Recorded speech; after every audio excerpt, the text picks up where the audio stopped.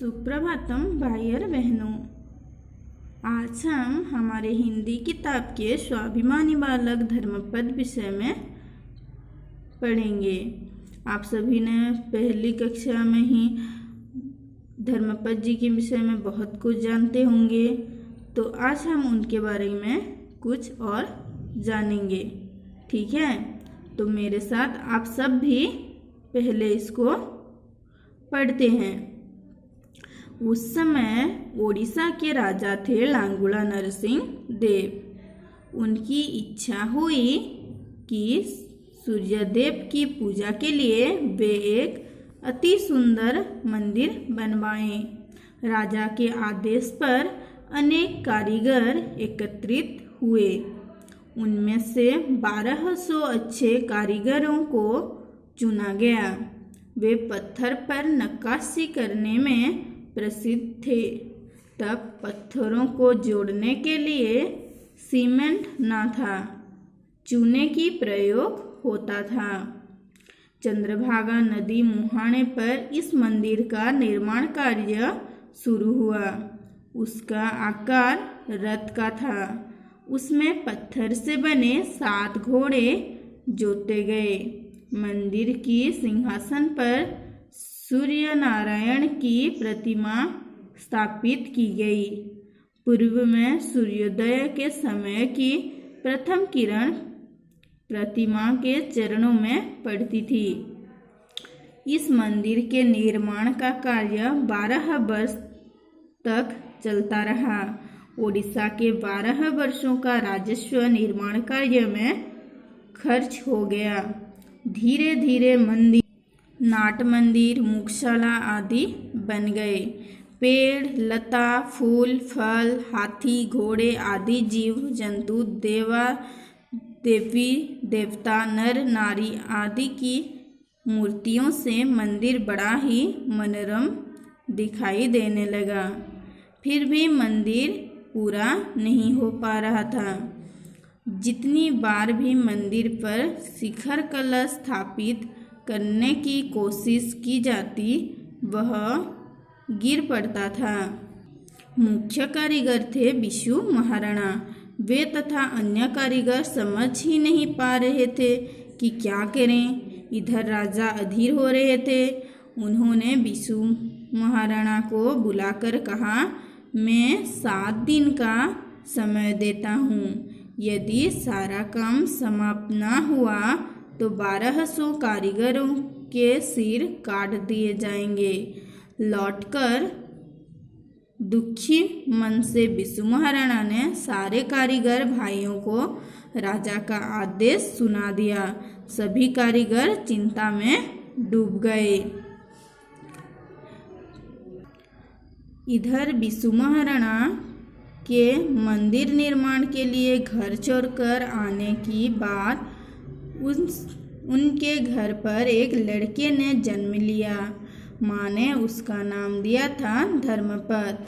12 वर्ष का होने पर उसके मन में पिता को देखने के लिए बेचैनी होने लगी। धर्मपद को अकेले छोड़ने की इच्छा माँ की न थी, किंतु पुत्र के जीत के आगे उसकी ना चली।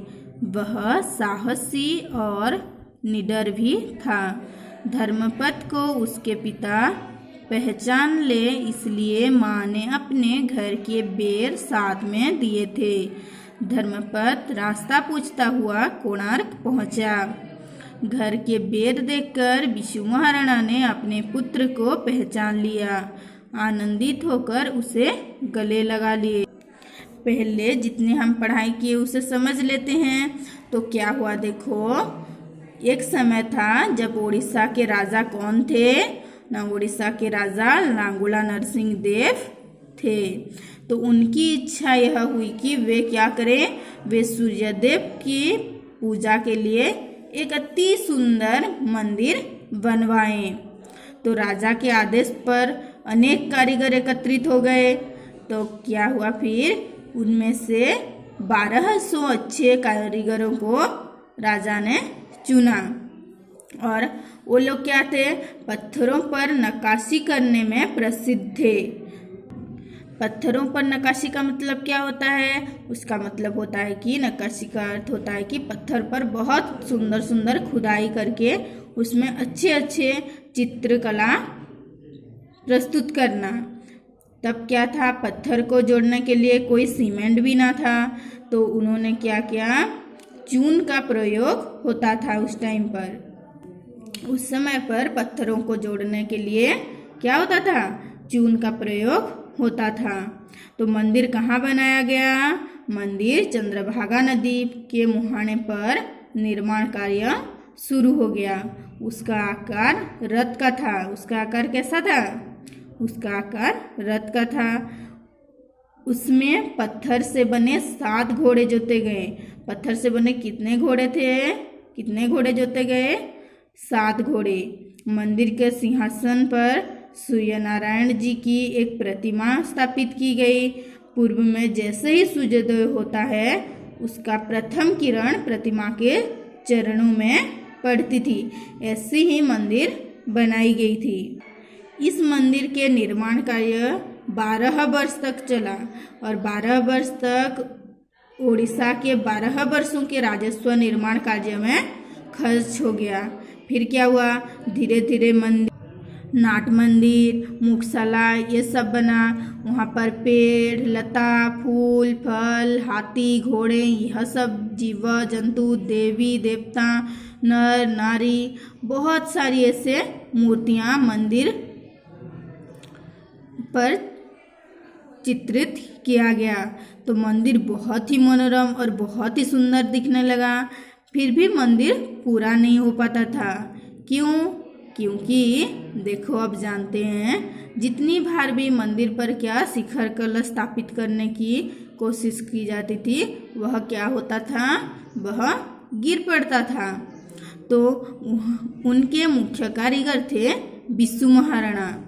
वे तथा अन्य कारीगर समझ ही नहीं पाते थे कि वो क्या करें जो मंदिर के शिखर कलश स्थापित हो जाए।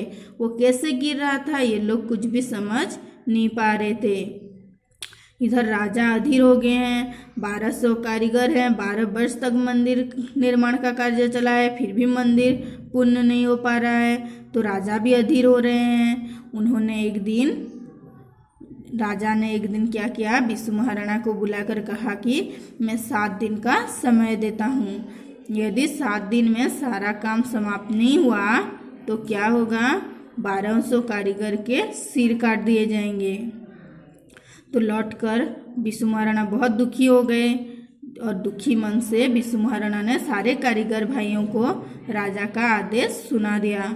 सभी कारीगर चिंता में डूब गए कि वे 7 दिन में कैसे मंदिर बनाए, कैसे मंदिर में शिखर कलश स्थापित करें। यह बात को लेकर बिस्सू महाराणा और उनके सारे कारीगर चिंतित हो गए। इधर क्या हुआ था, बिस्सू महाराणा जब मंदिर निर्माण के लिए घर छोड़कर आए थे, उनके बाद घर में उनका एक बेटा ने जन्म लिया था, मतलब एक लड़के ने जन्म लिया था। माँ ने, मतलब बिस्सू महाराणा जी की पत्नी ने उस बच्चे का नाम दिया था धर्मपद। बिस्सू महाराणा को आने के बाद कितने वर्ष हो गया है, 12 वर्ष। तो उनके आने के बाद लड़के ने जन्म लिया है, तो धर्मपद को भी 12 वर्ष होने लगा था, मतलब हो गया था। उसके मन में पिता को देखने के लिए बहुत बेचैनी होने लगी। उसके बाद वो क्या कैसे पिता को देख पाए, इसके लिए वो जिद करने लगा और घर छोड़कर पिता के पास आने के लिए माँ को जिद किया। तो उनके जिद देखकर माँ भी नहीं रोक पाई और पुत्र के जिद देखकर माँ ने कहा कि ठीक है। तो क्या हुआ फिर, वह साहसी और निडर भी था। कौन साहसी और निडर था? धर्मपद साहसी और निडर भी था। तो धर्मपद को उसके पिता पहचान ले, इसलिए माँ ने क्या किया था, उनके घर के बेर दिए थे।